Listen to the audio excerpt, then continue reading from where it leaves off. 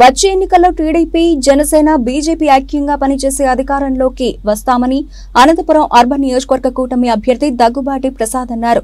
టికెట్ల ప్రకటన తర్వాత అర్బన్ నియోజకవర్గ కార్యాలయం వద్ద 3 పార్టీల ముఖ్య నాయకులు సమావేశమై ఎన్నికల ప్రచార పర్వంపై సమాలోచనలు చేశారు.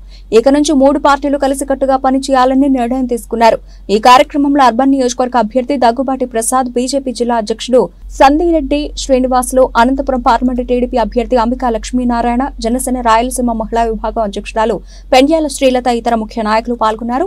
ఈ సందర్భంగా దగ్గుబాటి ప్రసాద్ మాట్లాడుతూ తాను రాప్తాడ్ నుంచి గతంలో ఎంపీపీగా పనిచేశానని, అనంతపురంతో తనకు పుట్టినప్పటి నుంచి బంధం ఉందన్నారు. టికెట్ ప్రకటన తర్వాత పార్టీలో కొన్ని అసంతృప్తులు ఉన్నప్పటికీ అధిష్టానం వాటిని సెర్చ్ చేస్తుందని అన్నారు.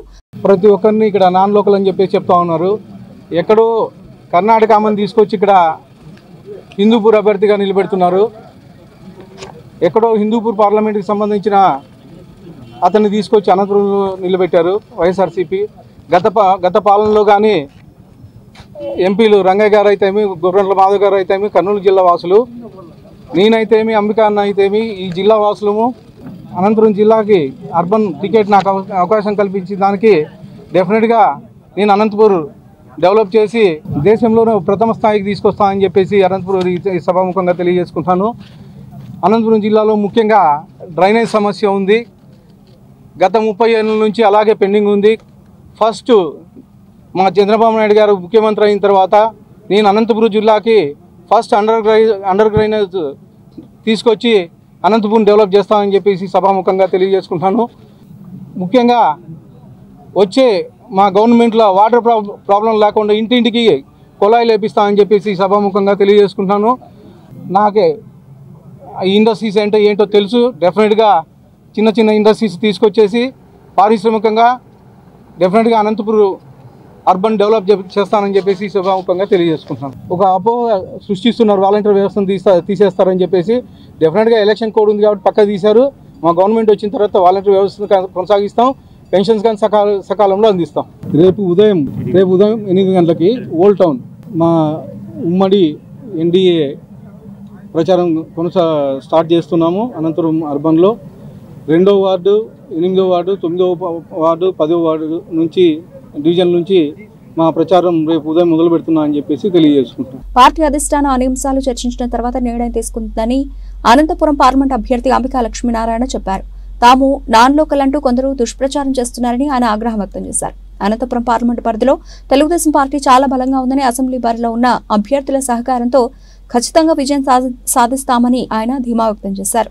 ఈరోజు మీ ముందుకు తెలుగుదేశం పార్టీ అనంతపురం పార్లమెంట్ అభ్యర్థిగా ఇక్కడ రావడం జరిగింది.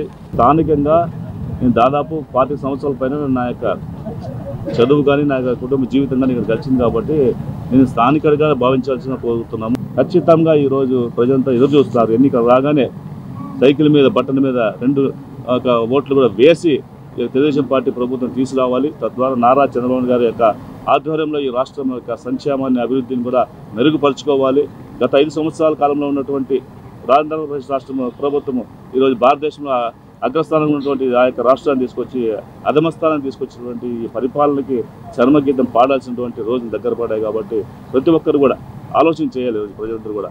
అదేవిధంగా ఒక ఎంపీ అభ్యర్థిగా నేను అనంతపురం పార్లమెంట్ నుంచి గెలిచిన తర్వాత ఖచ్చితంగా ఈ ఎంపీ హెడ్ క్వార్టర్తో పాటు ప్రతి మండల కేంద్రంలో కూడా నైపుణ్యం సంబంధించిన శిక్షణా కేంద్రాలు ఏర్పాటు చేసే బాధ్యతని తెలుగుదేశం పార్టీ తరఫున నేను కూడా వ్యక్తిగతంగా తీసుకుంటాను. ఎందుకంటే అంబికా ఫౌండేషన్ ద్వారా నేను ఇప్పటికే దాదాపు వేలాది మందికి బ్యాంకులలో ఉద్యోగాలు ఇప్పించడం జరిగింది.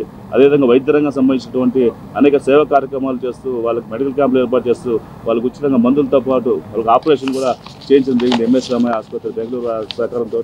కాబట్టి ఈ కార్యక్రమాన్ని కూడా మళ్ళీ ఇక్కడ ఈ ప్రాంతంలో కూడా పూర్తి స్థాయిలో మేము చేపట్టి తద్వారా అందరికీ ఉద్యోగాలు తీసుకొచ్చే బాధ్యత కూడా తీసుకుంటాను. అదేవిధంగా ఎంపీ సేవా కేంద్రం అని చెప్పేసి అనంతపురం హెడ్ క్వార్టర్లో ఏర్పాటు చేసి ఆ సేవ ద్వారా కేంద్ర ప్రభుత్వం నుంచి రావాల్సినటువంటి అటు రైతన్నలకు రావాల్సినటువంటి ఒక ఎరువు సంబంధించిన విషయం కావచ్చు, వాళ్ళకి కావాల్సిన సబ్సిడీ కావచ్చు, అన్ని కార్యక్రమాలు కేంద్ర ప్రభుత్వం నుంచి వచ్చేటువంటి అన్ని కార్యక్రమాలు కూడా అనంతపురం జిల్లాలో పూర్తి స్థాయిలో మనం అందుబాటు తీసుకొచ్చే కోసం ఎంపీ సేవా కేంద్రం కూడా అనంతపురం ఏర్పాటు చేసి మీ అందరికీ కూడా సేవ చేసేటువంటి కార్యక్రమాలు ఖచ్చితంగా చేపట్టబోతున్నాను. ఆల్రెడీ గుంతకల్ జితేంద్ర గౌడ్ గారితో మాట్లాడడం జరిగిందండి. వారు కూడా 2-3 రోజుల్లో మాట్లాడేసి అందరూ కూడా కలిసి పనిచేసే కోసం వాళ్ళు సిద్ధంగా ఉన్నారు. అదేవిధంగా ప్రభాస్ చౌదరి గారితో కూడా మాట్లాడాము. ఖచ్చితంగా అధిష్టానం నిర్ణయం తీసుకోబోతా ఉంది. ఇద్దరిని పిలిపించి మాట్లాడి చంద్రబాబు నాయుడు గారు ఖచ్చితంగా వాళ్ళకి ఒక సముచితమైన గౌరవాన్ని ఇచ్చి వాళ్ళకి కావాల్సినటువంటి అన్ని విషయాలు కూడా మాట్లాడి మేమంతా కలిసి పనిచేసుకొని సిద్ధంగా ఉన్నామని తెలియజేస్తాం. బీజేపీ, జనసేన, టీడీపీ 3 యొక్క సంక్షేమము, అదేవిధంగా అభివృద్ధి, అదేవిధంగా ప్రజాస్వామ్యాన్ని కాపాడడం కోసం ఈ 3 అజెండాలతోటి ఈ 3 జెండాలను మేము ఒక జెండాగా మార్చుకొని